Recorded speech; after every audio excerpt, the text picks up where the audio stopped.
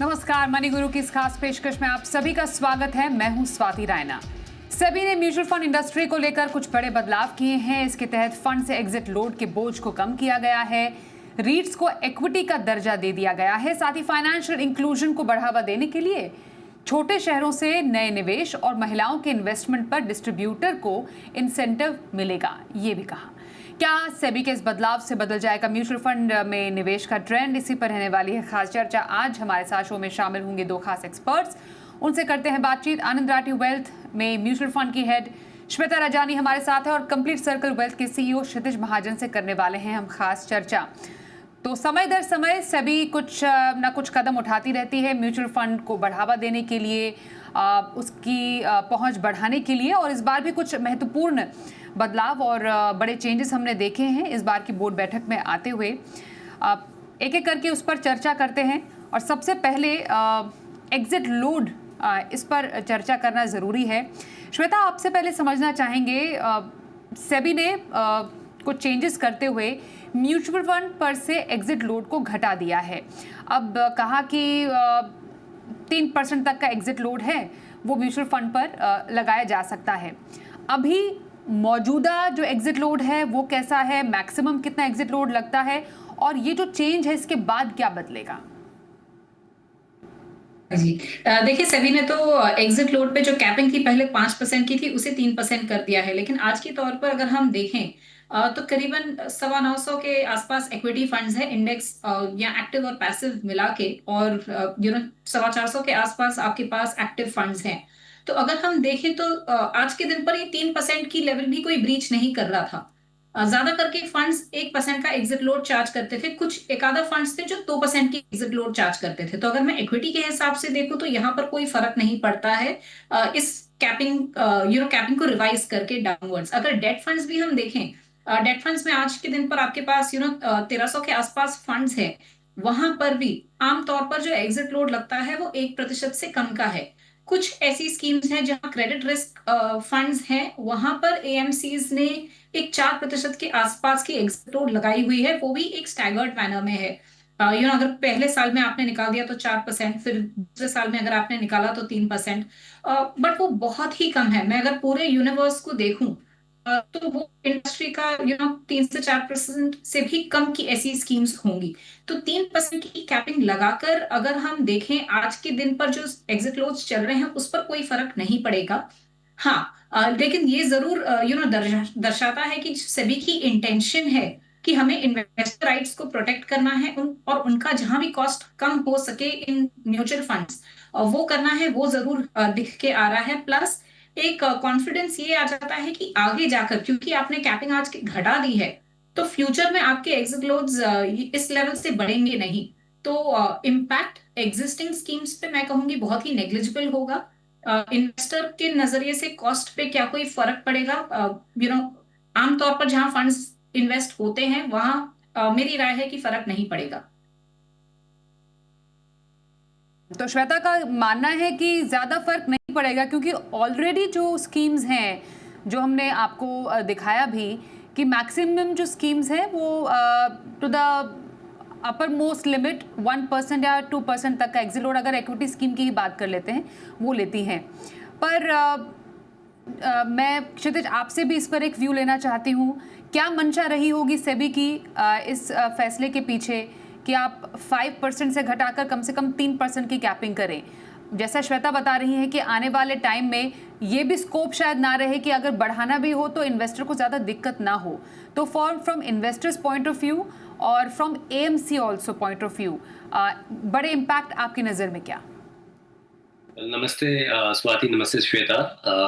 Basically Swati, अगर आप देखते हैं ज्यादातर स्कीम्स में जैसे श्वेता ने बताया है एग्जिट लोड उतने है ही नहीं। आप कुछ गिनामी नामी स्कीम्स हैं जहाँ पे 3% तक एग्जिट लोड है, अदरवाइज एग्जिट लोड्स हैं ही नहीं है। मैक्सिमम 1 या 2% के रेंज में एग्जिट लोड्स हैं।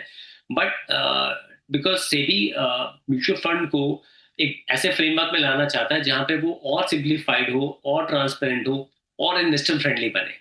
ऑल्दो लॉन्ग टर्म इन्वेस्टिंग हम डिफाइन करते हैं, exit load is in the better interest of client कि लोग आए और इसको एज ए ट्रांजेक्शनल प्लेटफॉर्म ना समझ के लॉन्ग टर्म इन्वेस्टिंग करें। But yes, in the best interest of investors, जब भी उनको पैसों की जरूरत हो, आई थिंक पैसे उनके लिए अवेलेबल हो.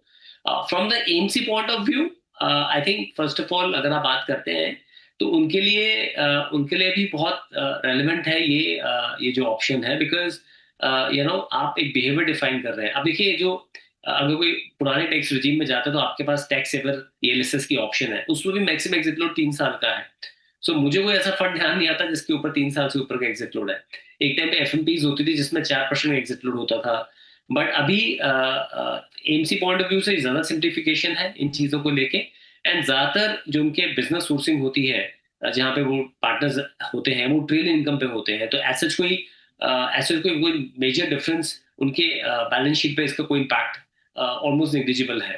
From investor point of view, transparency increase है, flexibility and accessibility of money easily available है, एंड मनी ओवरऑल दैट एक वो कंफर्ट भी बहुत आता है, बिकॉज आज की डेट में भी स्वाति सिर्फ 5.25 करोड़ यूनिक इन्वेस्टर्स ही हैं जो म्यूचुअल फंड करते हैं. So I think you can attract more and more people, क्योंकि जहां उन्हें लगता है कि कोई चीज में लोड है या कोई चीज ब्लॉकेज है. अब आप नॉर्मल डिपॉजिट भी करते हैं, उसमें 1% से ऊपर का एग्जिट लोड या 1% से ऊपर का एक फाइन नहीं होता है अगर आप डिपॉजिट 1 साल से पहले विड्रॉ करते हैं. तो जब आप वो फ्लेक्सिबिलिटी दे देते हैं कि yes, on a higher side 3 साल पे, ज्यादा तो 1 और 2 साल में ही है, तो वो आपकी एक्सेप्टेबिलिटी थोड़ी और एज एसेट क्लास इंक्रीज होती है.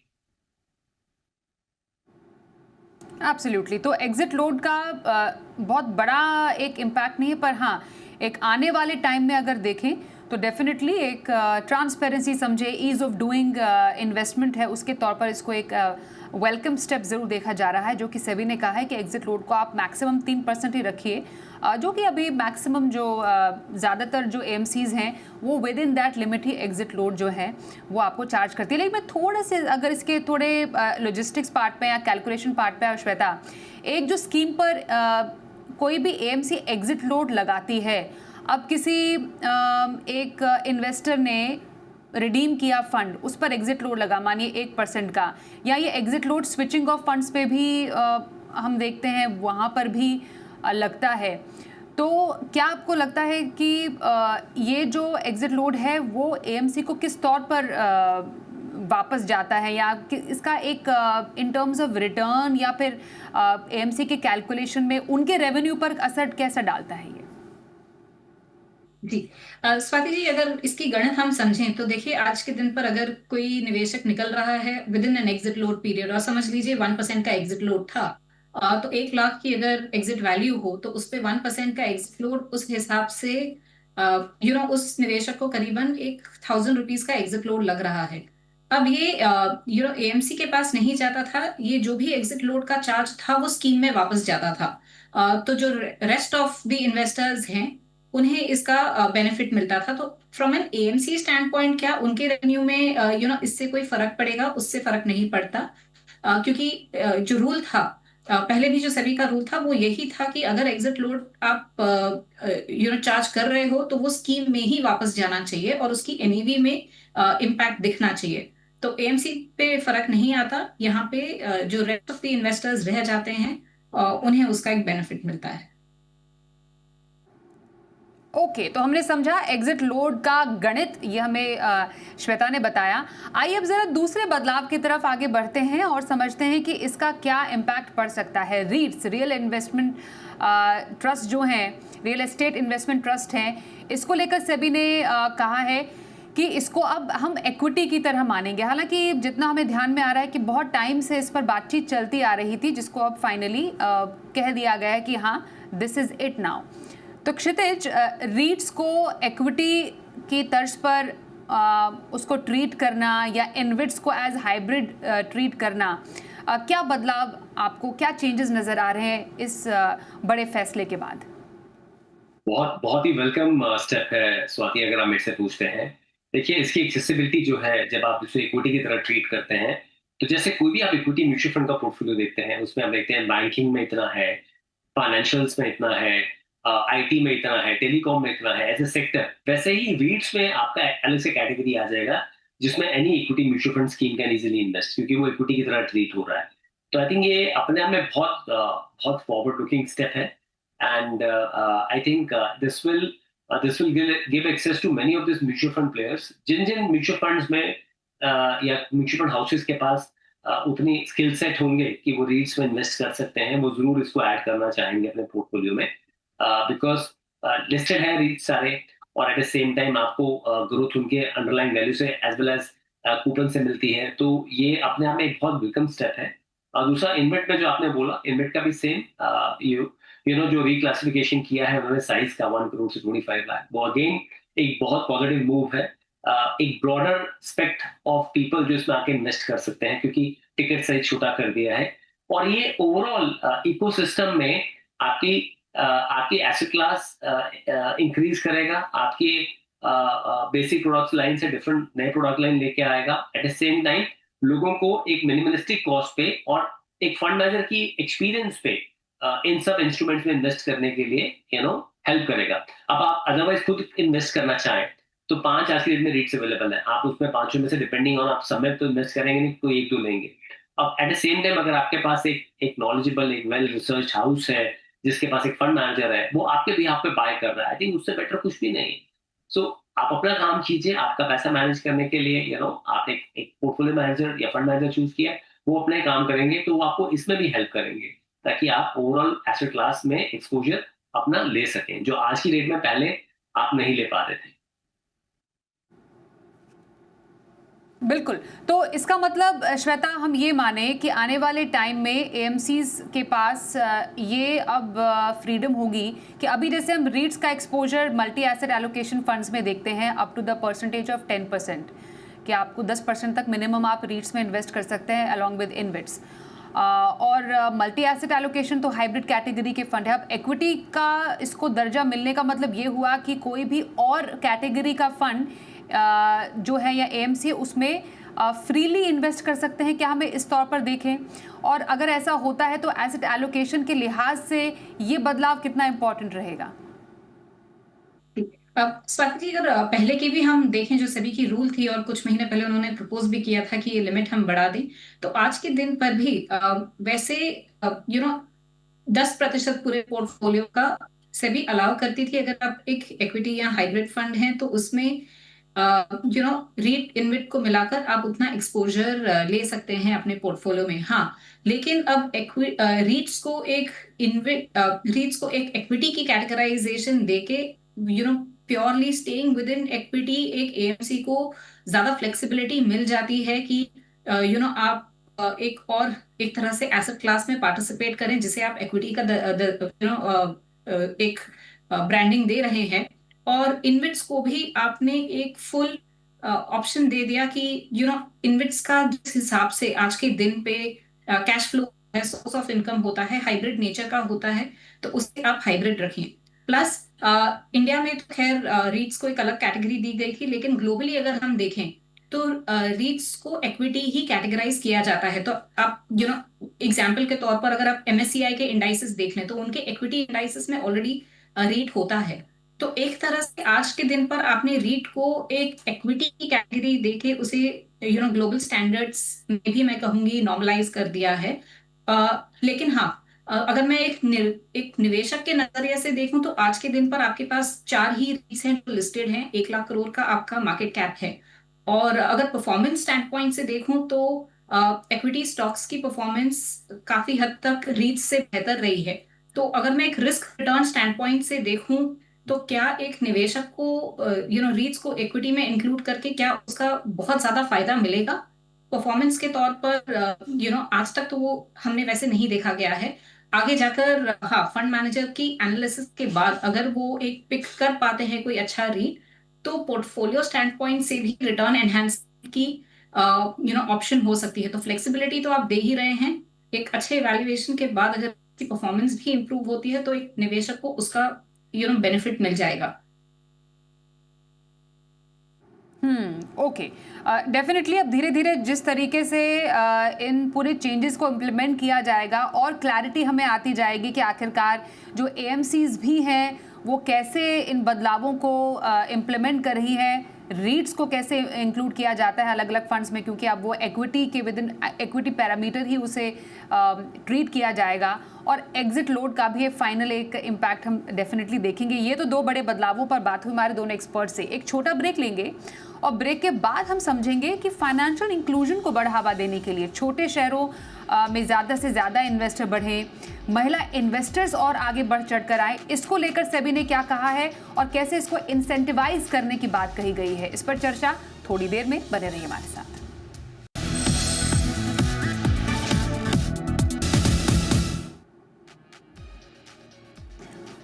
आइए अब जरा समझने की कोशिश करते हैं कि छोटे शहरों से ज़्यादा निवेश हो, उसको लेकर सेबी ने क्या बड़ी बातें कही हैं। हमारे साथ श्वेता रजानी आनंद राठी वेल्थ से हैं, कंप्लीट सर्कल से हमारे साथ आज क्षितिज महाजन है, उनसे हम इसके बारीकियां समझ रहे हैं। मैं अब क्षितिज आपसे जानना चाहूँगी कि ये बड़ी बात यहाँ पर कही गई कि जो छोटे शहर है जिनको बियॉन्ड 30 या शॉर्ट फॉर्म में B30 सिटीज़ कहते हैं फाइनेंशियल भाषा में, उसको इंसेंटिवाइज, उसके निवेश को इंसेंटिवाइज करने की बात की। किसके लिए? डिस्ट्रीब्यूटर्स के लिए, जिससे कि डिस्ट्रीब्यूटर ज़्यादा से ज़्यादा छोटे शहरों में जो है प्रोडक्ट्स को एक तो बेचें और ज़्यादा से ज़्यादा इन्वेस्टर्स आएँ ऐसे शहरों से, जो कि पिछले कुछ टाइम से हमने इनकी तादाद और संख्या बढ़ती हुई भी देखी है। क्या है ये जो इंसेंटिव स्कीम? हालांकि पहले भी थी, इसको बीच में थोड़ा टाइम डिसकंटिन्यू किया था और उसके बाद फिर से इसको नए सिरे से लाया गया है। तो ये नई जो स्कीम है इंसेंटिवाइज करने की, वो कैसी है? स्वाति, बेसिकली 2 तरह से हमारे डिस्ट्रीब्यूशन सिटीज को कैटेगराइज किया जाता है। टॉप 30 जिसको T30 बोलते हैं, एंड आपका B30 which is beyond these 30 cities, ताकि कल्ट जो है आपका ऑर्गेनाइज इन्वेस्टिंग का बढ़े, लोग पॉन्जी स्कीम्स और जो इरेगुलर स्कीम्स जिसमें उनका नुकसान होने के चांसेस ज़्यादा होते हैं उससे थोड़ा बचे। इसलिए रेगुलेटर का मानना है कि दैट जो लोग इस चीज़ को स्टेप अप कर रहे हैं, पुश कर रहे हैं, इंक्रीज कर रहे हैं या हेल्प कर रहे हैं इन्वेस्टर्स को सही डायरेक्शन में जाने के लिए और इन्वेस्ट करने के लिए म्यूचुअल फंड्स में, उनको हम इंसेंटिवाइज करें।